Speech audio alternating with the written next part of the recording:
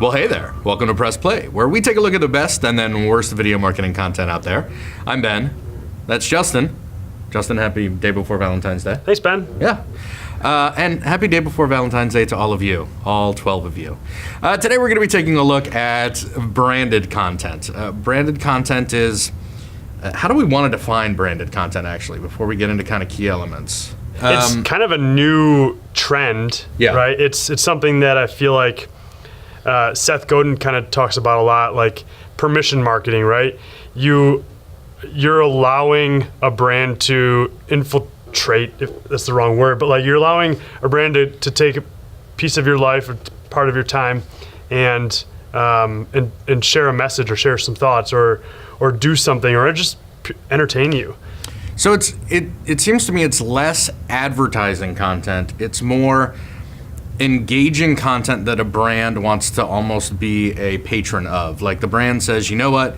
We need people to see this kind of content. They're going to enjoy this kind of content. I'm totally willing as a brand to put my name on it. Right. And just help get it out there. But not be like, oh my God, look at me. I'm a brand and look at all the cool stuff we're doing. Just here's something cool. You're welcome. Given that definition of branded content, before we look at a couple good examples, what do you think the key elements of good branded content is? So the first one, I think the reason we're seeing branded content these days is because you're allowed to skip commercials. Yep. You're allowed to skip ads.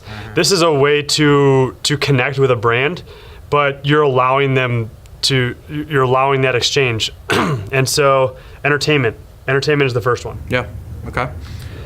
Second is subtlety. It can't be uber branded. It can't have branding everywhere. It's not the point of this medium. Right, okay. Third, a lot of times these are aligned with the brand ethos. It's kind of here's what we believe, here's how we see the world, here's what we think. Mm-hmm. And then fourth is to be really good, it's got to fit that brand to such a degree that almost no other brand could slap their logo on it, be a part of this message. Right, and I think we'll get to that when we look at a couple of the bad examples. Like it just feels so tacked on, and right. It could be, it's this logo and this brand, but it could be almost anybody else because there's just no connection between the brand and what the video is actually doing. Okay, all right, makes sense. Why don't we take a look at the first one? I actually ended up doing a little bit of research because I wasn't convinced this was actually branded content at first, which I think is a good sign. I have brought a music video from OK Go. I Won't Let You Down. They do a pretty good job of this. Yeah, and kind of surprisingly, it's actually branded content. Yeah. So let's press play. All right, let's do it. You guys good? We're ready? Yeah, totally. Do this? 23です。It's okay. お先ます。準備ですか？お願いします。待ってください。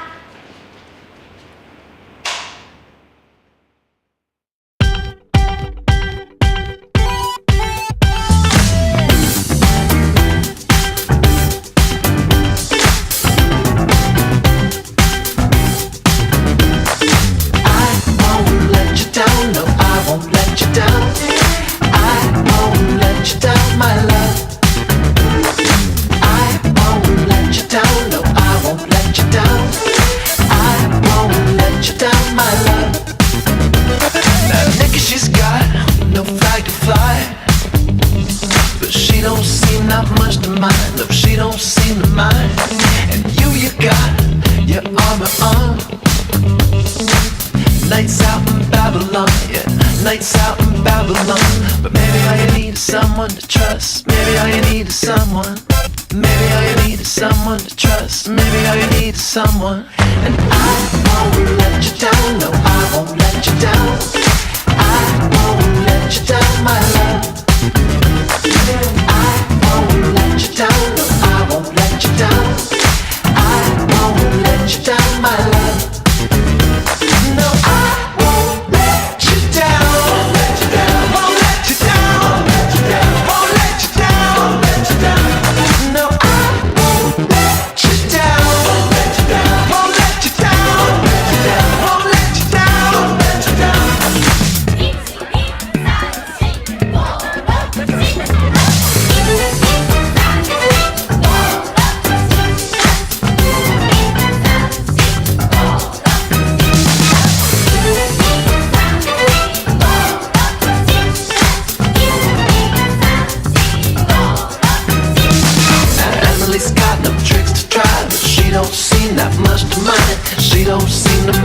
not much to me.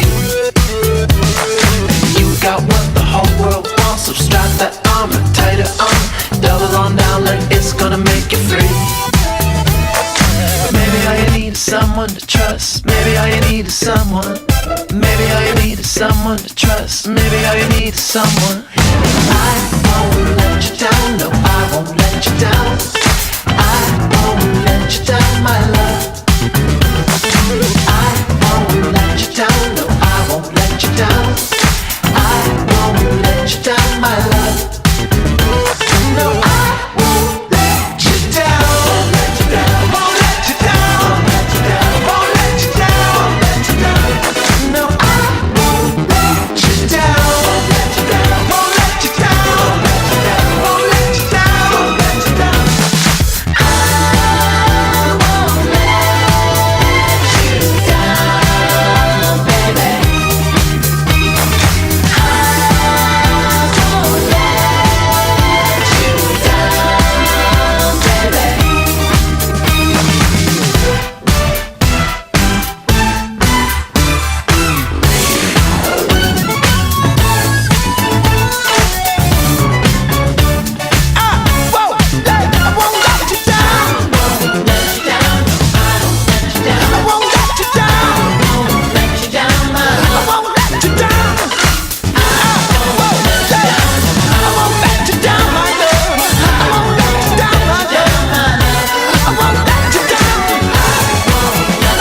I won't let you down, baby. I won't let you down, baby.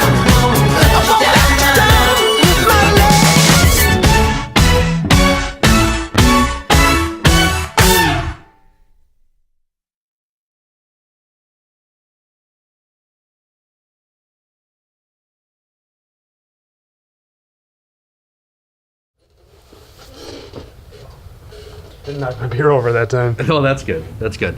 So, who do you think sponsored that content? I mean, I know you already know. Yeah, but you let's told fake me. it. Do you believe it, or do you know why? I don't really know why. If you force me to guess, I would say it has to do with umbrellas. Okay. So whether or the antithesis of rain or something, right? So like, well, Brought to you by the sun. Good job, son. I don't know. I mean, I don't know where I would even go. Like, Travelers Insurance. Sure. For the red umbrella. The red umbrella, Right, or yeah. or a slicker company. Right. London Fog. Shot in Japan. Brought to you by London Fog. Japan's a hint. Honda. Right. Honda actually paid for that music video. Now, that was a song that existed. That's a video they were going to do. But by Honda actually putting their financing behind it, it gave them a way to, and for those who haven't seen OK Go, most of their music videos are kind of crazy, either one shots or speed ramps, and everything's done really slow, but then they play it back at regular speed. So OK Go does a lot of these music videos that are really complex. So those self-balancing unicycles that they're on for the whole thing are Honda pieces. Mm-hmm. The only branding that I saw in the entire thing is there's a Honda logo on the side of it, but I only see it at the beginning, like when they're doing their first turns, because I was looking for it.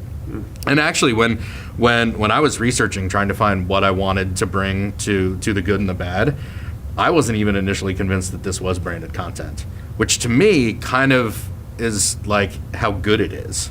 Mm-hmm. Because it is in fact branded content, because I have proof that Honda, in my hand, I hold proof that Honda paid for this. But so Honda paid for it, and it's there, but like that's it. Mm-hmm. Not even a logo at the end. A really anticlimactic look around, the sky. Yeah. Let's go through the four. Okay. And I've got a point I want to bring up. So, first things first. Was it entertaining? Hell yeah. Yes. It was absolutely. Fun. OK Go is always entertaining. Yes. Was Honda branding subtle?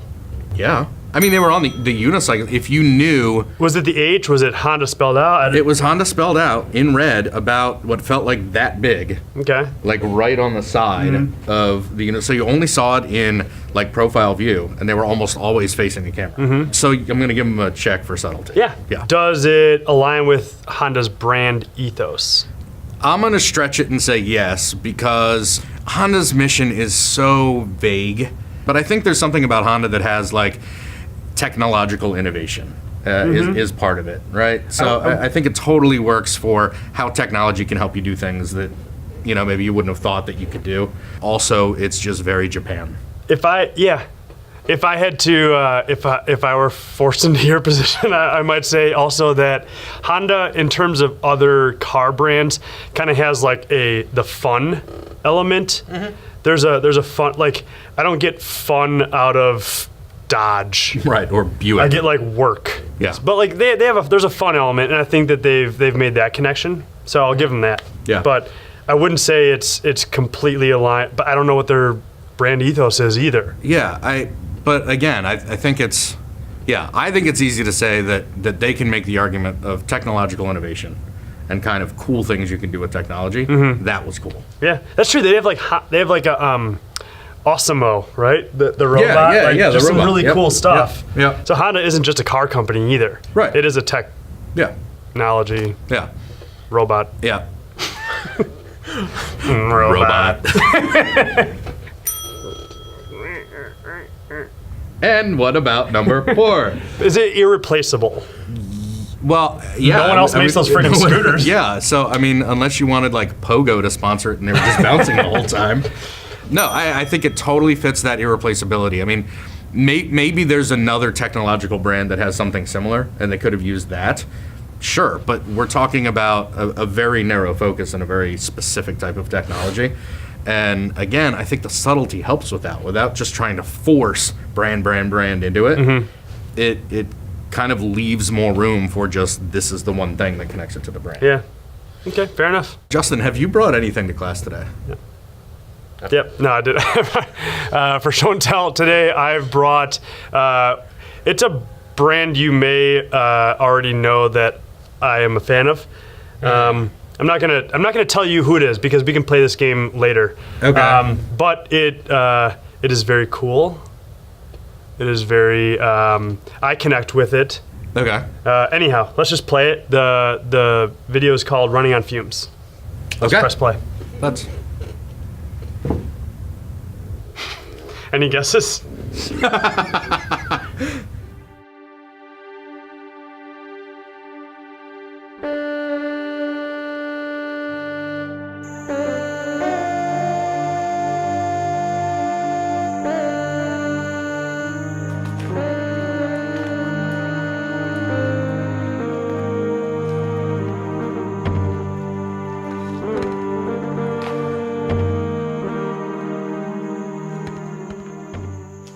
My whole childhood was kind of, crazy in a sense where we moved around a lot. My dad was always committing whatever kind of crime, He's killed at least 2 people, so when you're a murderer, basically, you try to evade the cops in any way you can.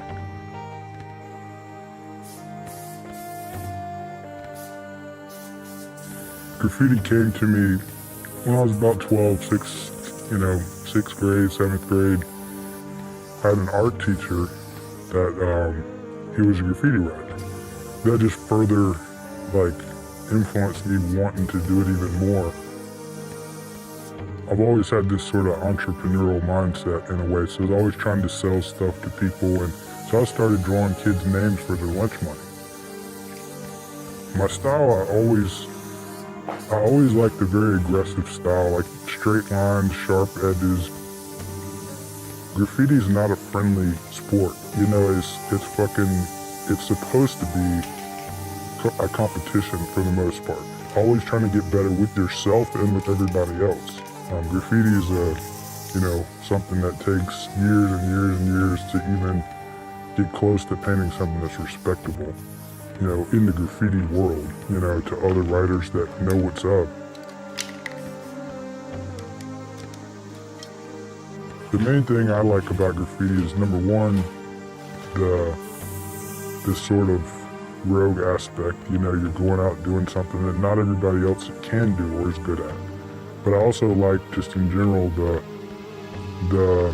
I guess you'd call it camaraderie between other graffiti writers that know what the deal is all over the world. You know, I mean, I could call up a friend and be like, hey, I'm going to fucking France. Who do you know there? It's a network, you know, and get up with people there to paint with that are like-minded. The more you challenge and push yourself, the better you'll be as an artist in general. I like art that pushes boundaries, and that's not something that you see everybody else doing.